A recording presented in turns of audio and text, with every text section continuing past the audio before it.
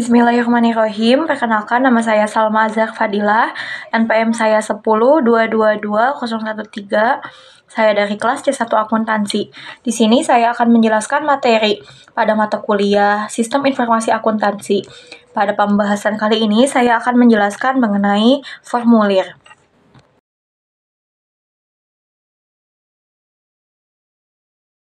Formulir. Apa itu formulir?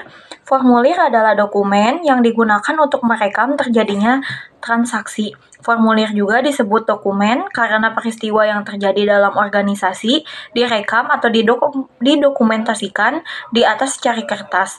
Dalam sistem informasi akuntansi ini, formulir catatan dan laporan yang dikoordinasikan sedemikian rupa untuk menyediakan informasi keuangan yang dibutuhkan oleh manajemen guna memudahkan pengelolaan perusahaan.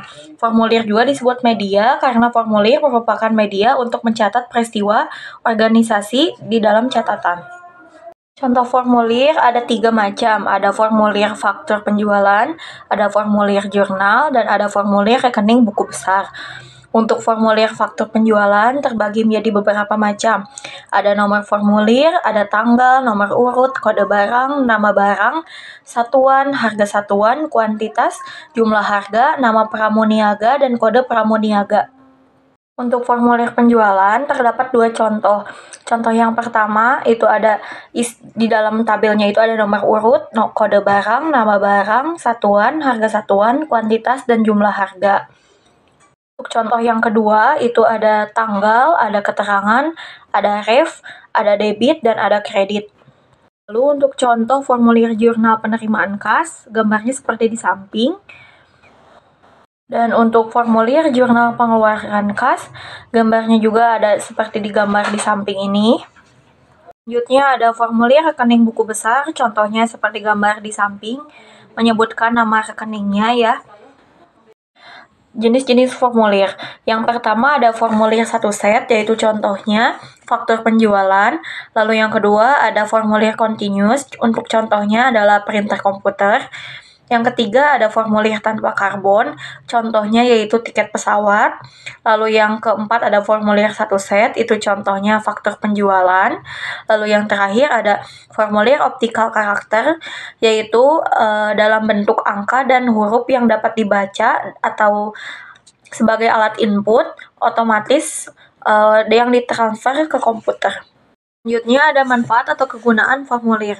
Yang pertama yaitu untuk menentukan hasil kegiatan. Yang kedua untuk menjaga aktiva-aktiva atau utang-utang perusahaan. Lalu yang ketiga yaitu untuk memerintahkan suatu pekerjaan. Lalu yang terakhir untuk penyusunan rencana kegiatan penilaian hasil dan penyesuaian rencana. Lalu penggunaan formulir terbagi menjadi 2 macam, yaitu ada menurut sumbernya dan ada yang menurut tujuannya. Lalu untuk formulir menurut sumbernya terbagi lagi menjadi 3 macam. Yang pertama, formulir yang dibuat dalam perusahaan digunakan untuk intern dan disimpan dalam perusahaan. Lalu yang kedua, formulir yang digunakan dibuat dalam perusahaan dan dikirim pada pihak luar perusahaan. Lalu yang ketiga, formulir yang diterima dari luar perusahaan. Sedangkan penggunaan formulir terbagi menjadi 2 macam. Yang pertama, formulir yang dibuat untuk meminta dilakukannya suatu tindakan oleh unit organisasi lain. Lalu yang kedua, formulir yang digunakan untuk mencatat tindakan yang telah dilaksanakan. Selanjutnya ada prinsip dasar dalam merancang formulir. Yang pertama yaitu pemanfaatan tebusan atau copy formulir untuk memenuhi beberapa tujuan sekaligus. Perlu dibuat beberapa formulir. Lalu yang kedua, penghindaran duplikasi dalam penggunaan data. Dalam mengumpulkan data, dihindari pengumpulan data lebih dari 1 kali. Lalu yang ketiga ada rancangan formulir yang sederhana dan ringkas. Dapat dihindari perekaman data yang tidak perlu. Lalu yang keempat ada unsur internal check dalam merancang formulir untuk menghindari kemungkinan kesalahan pengisian formulir. Lalu yang kelima nama dan alamat perusahaan pada formulir.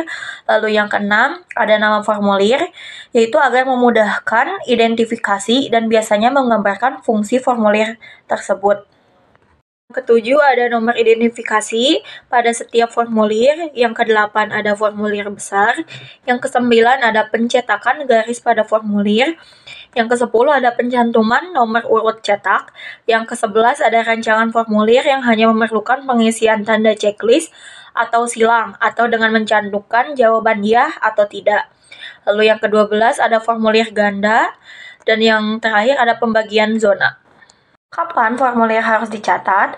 Formulir harus dicatat jika suatu kejadian harus dicatat. Yang kedua, jika informasi tertentu harus dicatat berulang kali.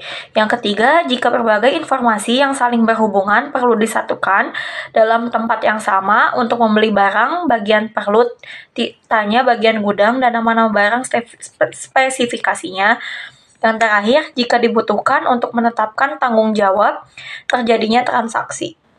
Lalu selanjutnya, informasi yang diperlukan dalam merancang kembali suatu formulir yaitu yang bersangkutan dengan formulir itu sendiri. Yang kedua, yang bersangkutan dengan kegiatan penyediaan.